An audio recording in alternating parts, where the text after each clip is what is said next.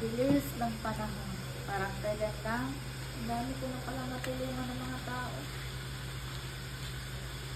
Hindi mo akalain parang lumilipad lang ang panahon. Tingnan mo, kadami-dami ko na palang natulungan. Ganito na ako katanda. Salamat sa Diyos na natutulungan pa akong tao bago man lang niya ako kunin. Hi. Layo pala dito nung bahay ni Sisi. Ang layo namin pinanggalingan. Pawis na ako. Dahil sobrang tagal na itong nasakit itong kapatid ko. Si Sisi talaga lang makakagaling dito. Tao po, papasukan nyo kami. Parang awa nyo na. Tao po, tulong po.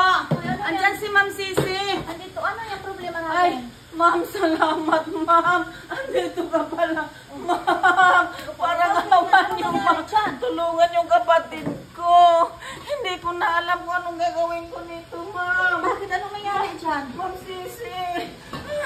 Uy, paano yan? Paano yan? Tingnan mo itong kuko niya, Ma'am Sisi. Relax. Ma'am, tingnan mo yung kuko niya, Ma'am. Nangingitin. Relax. Parang awa nyo na, Ma'am Sisi. Oh, relax.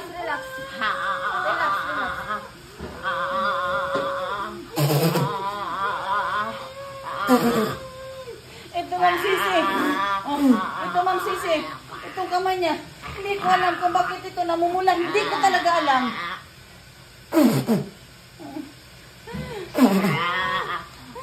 Parang, Ma'am. Oh, relax.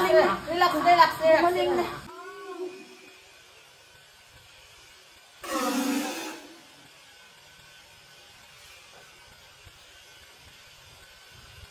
Kunti. Gumaling. Relax. Gumaling.